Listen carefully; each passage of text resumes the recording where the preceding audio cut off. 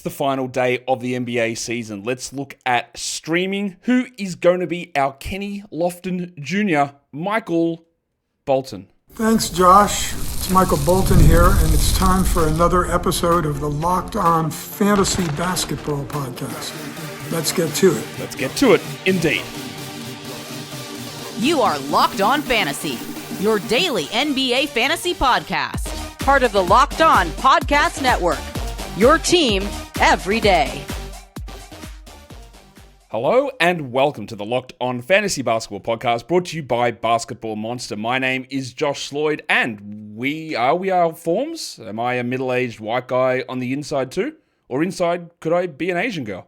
I'm also the lead fantasy analyst at basketballmonster.com, and today's episode is brought to you by FanDuel. Right now, new customers get $250 in bonus bets when your first $5 bet wins. Thank you for making Locked On Fantasy Basketball your first listen. Every day we are free.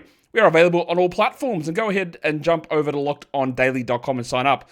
There are the newsletters over there. They're free. They're in your inbox every day. Your favorite team, all the info around the league as well. Jump over and get involved. It is today. What day is it? It's National Scrabble Day. So rearrange your letters and see which funny name you can come up with, because that is what we're talking about. With 15 games on Sunday, it is going to be wild. It is going to be a million players in and out, and randomness will reign. And we've seen it every year. There is something absolutely bizarre that happens on this final day, like Kenneth Lofton Jr. scoring 40 points. I think, did he do it 2 years in a row? There's going to be some random bloke that you've never heard of that plays 48 minutes. It'll be Colin Castleton, who, yes, now again plays for the Raptors. He played for the Raptors, he went to the Sixers, and he's back for the Raptors on Sunday. So yeah, there is going to be something, you're going to go, oh, what? Really? What? Why is he there? There's going to be this stuff that happens. You are going to see performances from Mr. Daquan Plowden. Maybe. Perhaps. Who knows? There is going to be so much stuff. JD Davison. Is he going to be the guy in Boston? I don't know. What we're going to do and start off with this is just take a look at where we can, or who has got stuff to play for and who doesn't. We'll give that a little bit of a look in certain areas. So, who cares? Like, who cares about the results of these games on Sunday? Just, again, if you don't know, all teams play. They are early starts. You've got games starting at 1 p.m. Eastern, and then it's half of the games, and the other games start at 3:30 p.m. Eastern. And that is it. 2 times only. And not all of these games matter. So, who cares from the lottery teams?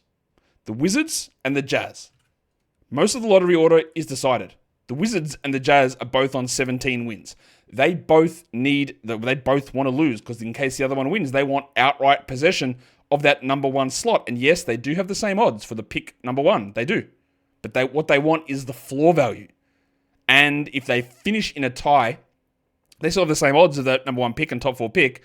But I believe it turns into a coin toss as to who gets the number 1 slot, who gets the number 2 slot, meaning who can fall to 5 and who can fall to 6. So you want to lose and hope the other guy wins, and you get number 1 outright without having that luck. So they care. They care to lose.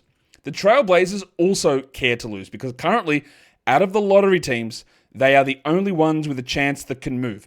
Currently, they sit equal 9th with Phoenix, which is Houston's pick, 35 wins.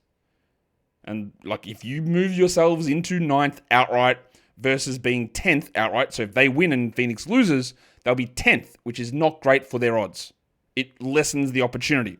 So these 3 teams desperately want to lose. Now the other teams, Charlotte, New Orleans, Philadelphia, Brooklyn, Toronto, San Antonio, they're not going to be trying to win necessarily, and they'll preserve health of players and random developments, but they don't have the absolute we have to lose mentality that these 3 teams, and rightfully so, they should have, because that is the incentives that are set out.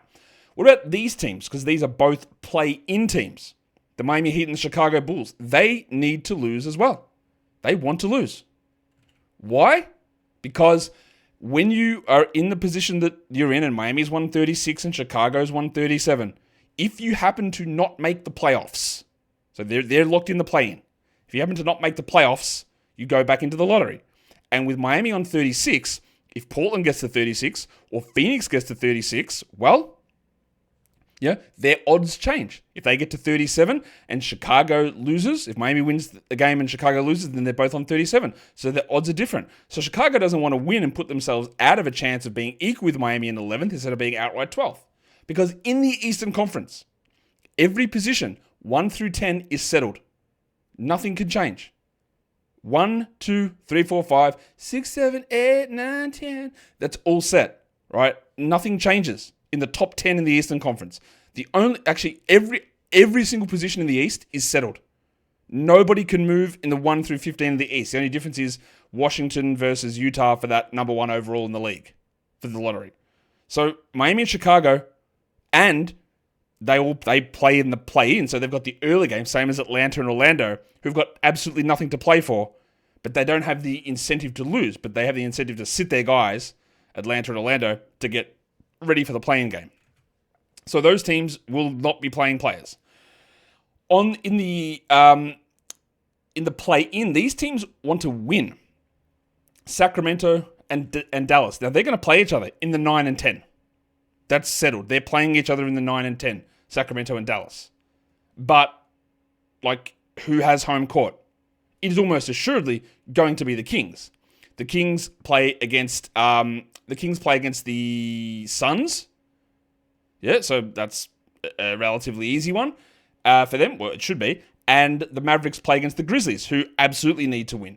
And if Sacramento loses and Dallas wins, then Dallas gets home court for the first play-in. But it's almost assuredly going to be Sacramento, but they need to win. If they win, they lock it in. They're in at 9. So they need to win. Where the big stuff comes in is in the Western Conference seeds 4 through 8. 1, 2, and 3 are locked in. Absolutely locked in. Memphis plays Dallas. They are almost assuredly going to be in number 8. They can, with some weird circumstances, move to 7 Memphis, but they're going to be in 8. So their game, it doesn't matter. They can't fall below 8, Memphis.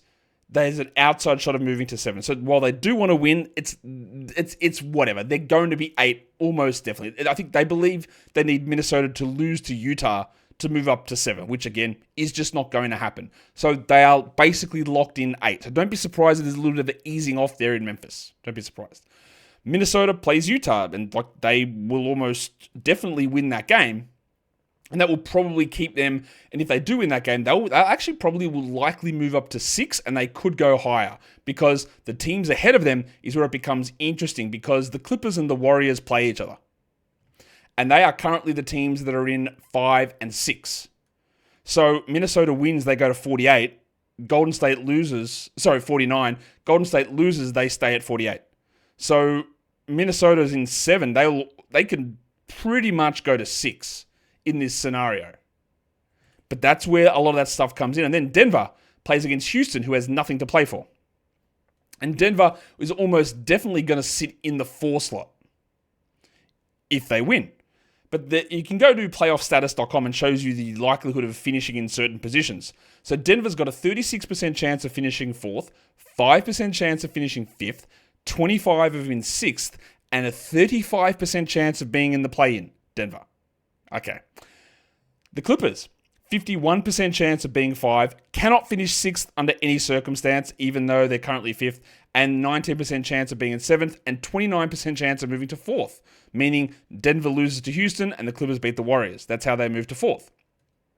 The Warriors cannot get ahead of 5th. They can only be 6th or 7th. So playoffs or play-in. So they need to win. Because if they lose and Minnesota behind them wins, they're in the play-in, Golden State. So that is desperation for them. And again, it's desperation for the Clippers, because the Clippers can lose and finish 7th as well. Everyone wants to avoid this play-in spot in the 7th seed and take on Memphis, who's almost going to lock in at number 8. And Minnesota, if things break weirdly, they can go as high as 4th. Now that would require, who would it require losing? It would require the Clippers losing. It would require the Nuggets losing for them to get to 4th. And the Clippers against the Warriors, that can happen. The Nuggets against the Rockets, I guess it could happen, but the Rockets have got nothing to play for. So, these teams are going to be going balls out. Memphis, less so, but Minnesota against Utah, see. The Clippers, the Warriors, and the Nuggets are going to have to go hard to win these games. Thunder, set. Rockets, set. Lakers, set. Pelicans, set. Spurs, set. Suns, who cares? They don't have it their draft pick, doesn't matter. And then Portland, like I talked about, and Utah, like I talk about, need to lose. Kings and Mavs, yeah, pretty easy for Sacramento, but they can flip-flop as well. So that's where we're at with that, and that is important for us in fantasy to know who is at risk of sitting, and do questionable tags actually mean questionable, or do they mean out, or what do they mean? We're going to come back and talk points streaming. We're going to talk Yahoo points and ESPN points, and then category league streaming as well. Today's episode is brought to you by PrizePicks. Baseball season is in full swing, and there is no better way to get in on that action than with PrizePicks, the best place for daily fantasy sports. With PrizePicks, you can pick more or less on at least 2 player projections, and if you're right, you can win up to 1,000 times your cash. It might be strikeouts, it might be RBIs, it might be first inning runs, RBIs, ribbies. Yeah. PrizePicks keeps every game exciting. Go and check your lineup and go set it. It's quick and easy to do. I don't know which direction you want to go. Maybe you're looking for a sneaky call-up. Are the A's actually calling up Nick Kurtz? They could be. He's hitting bombs in Las Vegas. Yeah, I know minor league baseball affiliations. So is Nick Kurtz someone you're going to look at? Maybe you're going to go with Mason Miller and strikeouts. This is a heavy athletics-themed show. Maybe it's not. Maybe we're talking about the fact that Tyler Wade was re-added to the roster in San Diego, and now he's up as a pinch run legend. I don't know. All that stuff, which I'm sure are not the ones you're going to look at, are options you can play on PrizePicks. Download the app today and use the code LOCKEDONNBA to get $50 instantly after you play your first $5 lineup. That is code LOCKEDONNBA for $50 instantly after you play your first $5 lineup. PrizePicks, run your game. Today's episode is also brought to you by Wayfair. And with spring here, that means it is time for home project season. Do you say project or project? It's project. Maybe that's how you say it. Whether you're refreshing a room or tackling a full renovation, Wayfair is the best kept secret for all things home improvement. It might be a small update, like just a lamp or a cabinet, or some hardware for your drawers, your handles, that sort of stuff. Maybe it's a full new vanity or a sink, or it's outdoor lighting. Wayfair has quality products for every budget. You can upgrade your stuff so easily on there, and one of the best features they have is the hassle-free and cost-free shipping, so you don't have to worry about lugging heavy items from the store. Wayfair makes home improvement easy. Get started now at wayfair.com. That is Wayfair.com. Wayfair, every style and every home. All right, now there are going to be a lot of things that do change in terms of what happens with streaming and who's in and who's out. I tried to set the scene of which teams are going to be paying attention and are going to be streaming guys in, and that is going to adjust as we move forward. Not those situations aren't going to adjust. How teams handle it are going to adjust. So, for example, we just got word now as I'm recording this that Atlanta is listing Trae Young, Onyeka Okongwu, George Niang, Karis LeVert, and Dyson Daniels as questionable for rest. There's no way they are playing. I'm so sorry to tell you, they are not playing. It makes no sense for them to play. They can't move anywhere. Risking an injury would be absolute insanity, and they play a play-in game. So this is very much like I told you with the Magic the other day when they listed everybody as questionable on Friday that they weren't going to play. These guys are not going to play. And we got like, the Celtics went the full route and said, cool, guys are out. White is out. Tatum's out. Porzingis is out. Horford's out. Holiday's out. Do you want to know something really interesting? The Washington Wizards are playing Sadiq Bey. The depressed penis is back for one game. Why? I don't know, but he's back for one game.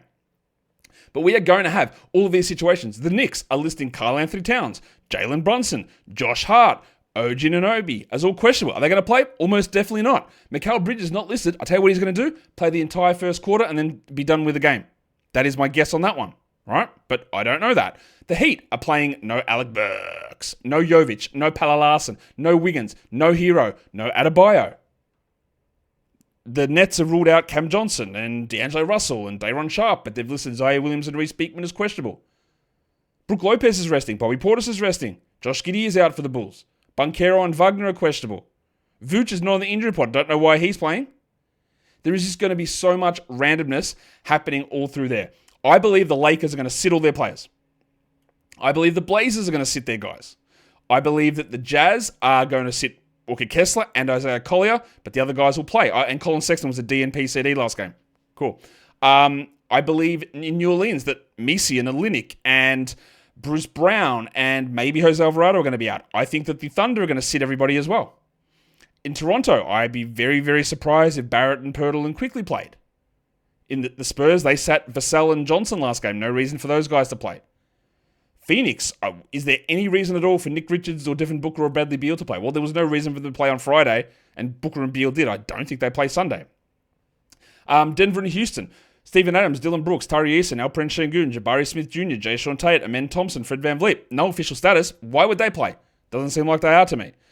Orlando and Atlanta, they're all listing everybody questionable. This is the injury list for that game. Wagner, Corey Joseph, Wendell Carter, Kentavious Caldwell-Pope, Paulo Banchero, Trae Young, Okongwu, Niang, Levert, and Daniels are all listed questionable. None of those guys are playing.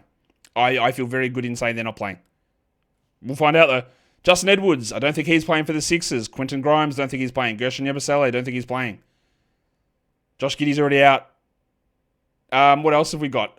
No reason for me for Cade Cunningham or Jalen Duren or Tobias Harris to play. What about Dennis Schroeder? I'm not sure he plays. Asar Thompson, Giannis. Giannis is already not playing. Kevin Porter's out. Taurean Prince is out.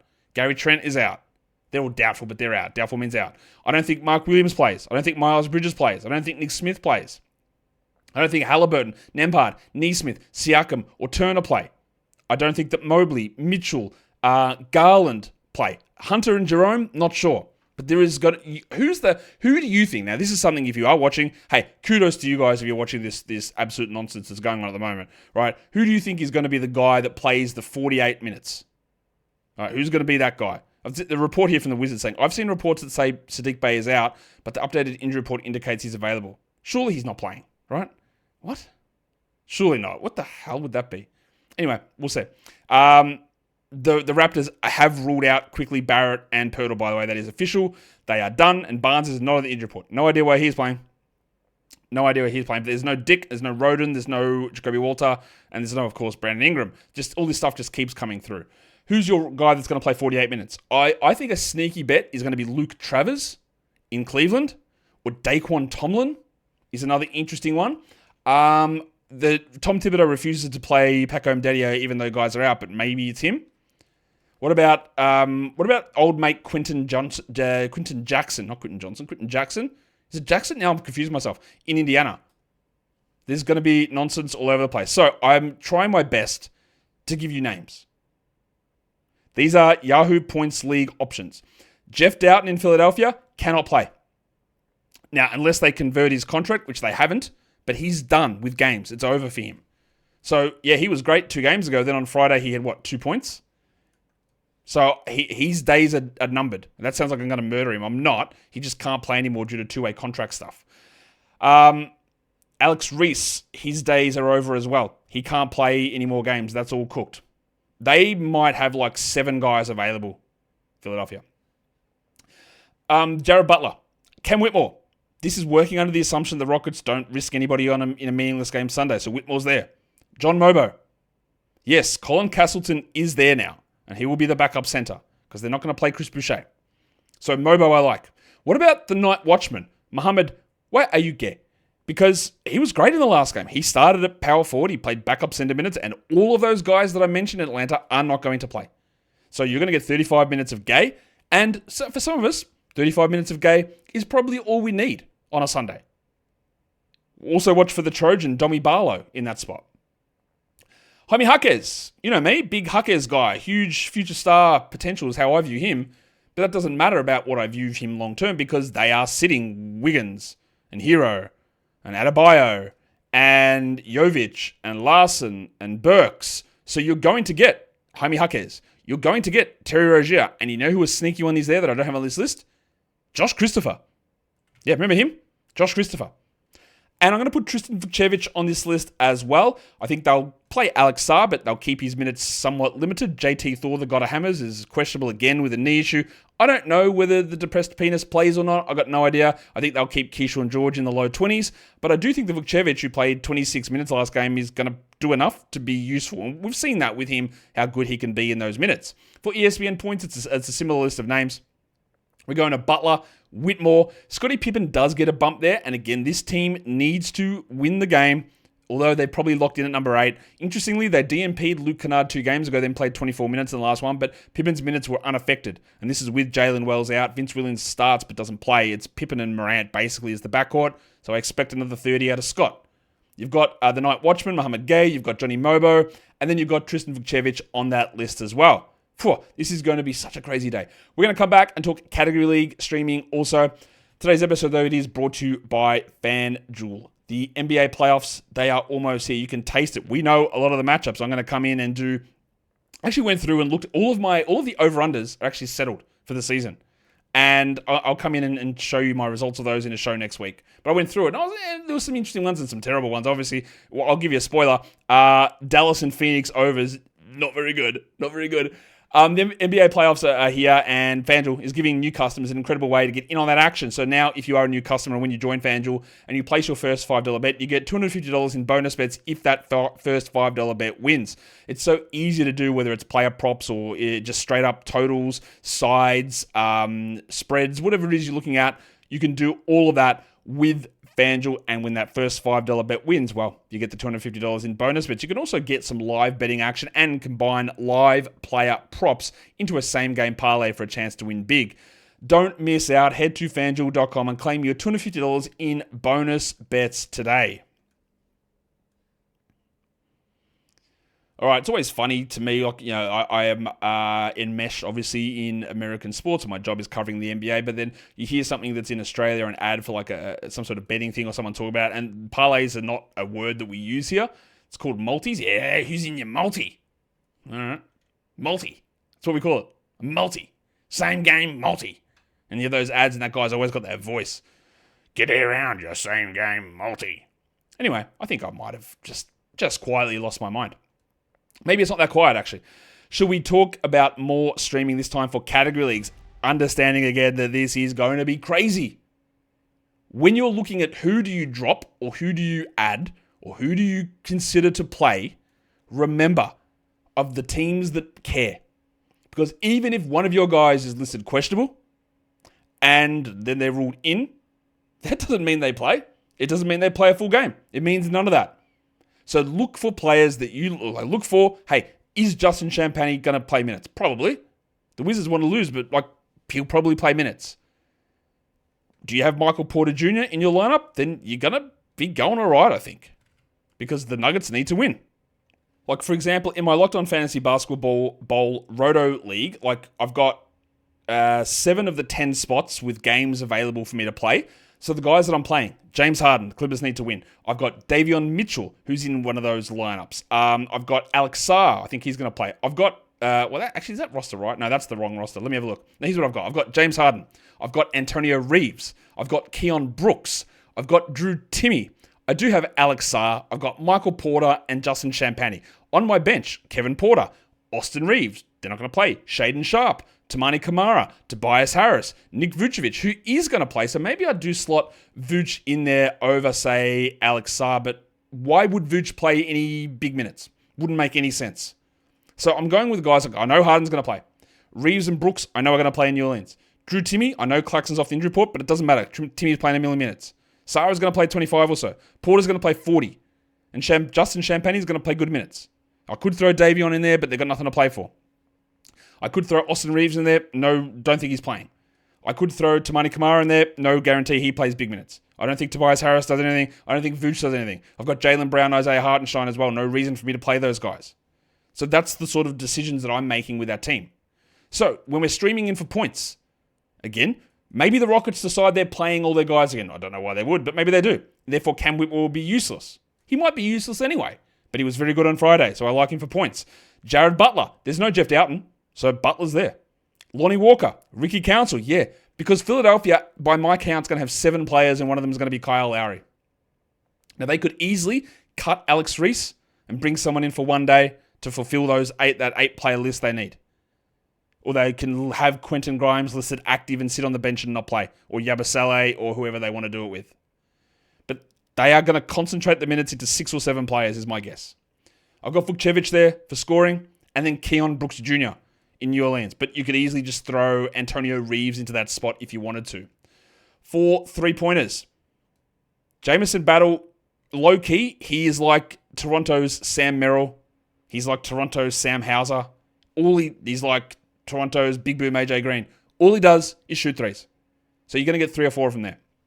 Johnny Juzang, it's going to do a lot. This is what he does too. I've got Lonnie Walker there. I've got Julian, that is the Spurs version. Champagnie, because I don't think Keldon or Vassell play, and he played 30 minutes last game. And Chris Paul and Harrison Barnes are getting to the finish line to play all 82, but they played 14 minutes on Friday, so I'd expect that again. I'm going to put Reed Shepherd on here because, honestly, I know it's been a really disaster season, and there were people drafting Reed Shepherd. Amazingly, this is going to be one of the things we talk about on our bust and sleeper review shows. He had an ADP and a rank on ESPN of inside the top 100, which, of course, at the time was actually nonsense and insane. So, that was crazy, and he's had a bad year, but I think his last 3 starts have been really good, and I'm fairly certain he's going to have a large role next season. I don't know that it'll be as a starter, because they could easily just slot Amen Thompson as a starting point guard. But he's interesting. I think Cam Whitmore's there too. Houston has just these interesting depth pieces, including someone that you may not have ever heard of that we're going to talk about when we get to the big man section, who you'll probably just spoil that who it is. The other one to watch in Houston is Nate Williams Jr., also known as Jonathan Williams, which is an unbelievable name. What about assists? Jared Butler. The second name you go, Josh, his contract expired, Elfrid Payton. You told us his 10-day expired. It did. And they signed him to a rest of season deal for 1 game. So Elfrid Payton is still in New Orleans. And you're probably going to get double-digit assists. So he is there for that final game. His contract did not expire. Well, sorry, it did, and they brought him back. So Elfrid Payton is there. Jamal Shed. Hopefully they give him 30 minutes. AJ Johnson in Washington. He has been getting some good assists, and he's terrible enough that he will make them lose. Jalen Hood-Schifino's got 1 game left on his 2-way contract, and Jeff Doughton's done. So it's Butler and Hood-Schifino as the guards there. He might have to play 40 minutes, Jalen Hood-Schifino. And then, with my assumption that Chris Paul plays 14 minutes again, or 12 minutes, then Blake Wesley in San Antonio, along with the Malachi Branham, or Jordan McLaughlin for deeper leagues, are going to handle a lot of that ball handling and guard responsibilities. Steph Castle, I don't think will have his minutes reduced. But I also, things can go awry. In Utah, they are starting Jaden Springer. So we're talking steals. Springer should be able, he could have a 7-steal game. He probably won't. And last 2 games ago, he didn't get a steal and shot 11%. But then he got 2 steals on Friday. So you get good steals out of him. We know what Matisse Thybulle is. There's going to be steals and blocks galore. What about the big fella? And I really like adding Muhammad Gay because we saw good numbers last game. We've seen huge defensive numbers, even in limited minutes. And I don't think the minutes are going to be limited. He might play 40 minutes. So Gay for steals. Scott Pippen, Reed Shepherd, and the other man who's getting a lot of steals, who is also bad but will probably play a lot of minutes because Jalen Martin is now out of contract days in Washington as well, Colby Jones. Now that could get derailed if Sadiq Bey does play. I don't know that he does, but Jones should still be able to get 1 or 2 steals. But this is the dregs. This is where we're at. Imagine Depressed Penis comes out first game, has 25 points with 5 steals. He won't. No shot. But what about free throw percentage? Let's go to, again, Jared Butler, Ricky Council, Terry Rozier, Bryce Sensabaugh, Keaton Wallace, because I am working under the assumption that Trae Young does not play. Julian Champagny as well. Wallace will be a good assist guy, good steals guy as well. For big men, rebounds, I am working under the assumption that Karl Anthony Towns, who's busted hand, busted knee, is not going to play, even though he's just questionable, so I'm going with Mitchell Robinson. I've got Yusuf Nurkic there because I don't think Mark Williams plays. I've got John Mobo there because he's just playing 1 million minutes. Muhammad Gay for rebounds. Justin Wizards Champagny. He's there. He's a good rebounder. And then, if you want double-digit rebounds with nothing else, the backup center in Utah is Oscar Tshiebwe. He gets a ton of rebounds. He's one of the best rebounders in the entire league. For blocks, Mitch Robinson. Yep. I think he played 32 minutes on Friday. Muhammad Gay. Peyton Watson. And yeah, this is a man who I was pretty high on in the draft because I hated the draft overall and I thought this guy had upside and he's been atrocious. Actually, I need to look at his G League numbers. Let's do that now. All right, so it's Tyler Smith for Milwaukee. He played 25 minutes a game in the G League. He averaged 11 points. He shot 33% from 3. 42 overall, which is pretty bad, but 82 from the line. That's interesting. 6 boards, 0.8 steals, and 0.9 blocks. Definitely nothing super exciting there. The numbers are not that dissimilar apart from the overall field goal percentage from what he did in the G League for the Ignite the year before. He is still really young. He's just turned 20, or he's 20 now. And the free throws had a big improvement. But with no Brook Lopez, with no Bobby Portis, he has to be there. Who the hell else is this? Is their center? Lopez and Portis are out. It's like, who is it? There's no Giannis. It's got to be him. Watch for Chris Livingston as well. But maybe Tyler Smith can get 2 blocks. I am working under the assumption that Hartenstein and Holmgren are out. Now, I do like Pig Williams quite a bit for the Thunder. He is the man that just gets triple-doubles left, right, and center. But what if they consider him too good to play? It's possible. He might get limited minutes. He only played 25 minutes in the last game. The name that I want to look at for a guy that's available in a lot more spots and might just get extra run is Brandon Carlson in Oklahoma City. Yes, Brandon Carlson. And then I do think that Jackson Hayes, he's been really limited in his minutes. I think he'll get a chance to go, although it could end up being Trey Jemison or Christian Koloko. Because in terms of the other guy to watch is going to be Bronny James for the Lakers. For scoring and steals, Bronny James. That's where we're going to be at. Lastly, we're going to look at field goal percentage. Mitchell Robinson, Tony Bradley, who's a better player than Thomas Bryant in Indiana, Jackson Hayes, Luke Cornett. One name to watch is N'Faly Dante for the Rockets. Yeah, they've got Jock Landale there. Jock Landale. I don't think they need to play Jeff Green much. Dante might only play 23 minutes, but he could be a 65% guy with 2 blocks. He's a very interesting player. Less interesting than my man David Roddy, of course, but he's going to get minutes. So look, there's just randomness all over the league here. The Rockets, Reed Shepherd, Nate Williams, N'Faly Dante, Cam Whitmore, maybe just Jack McVay get to play.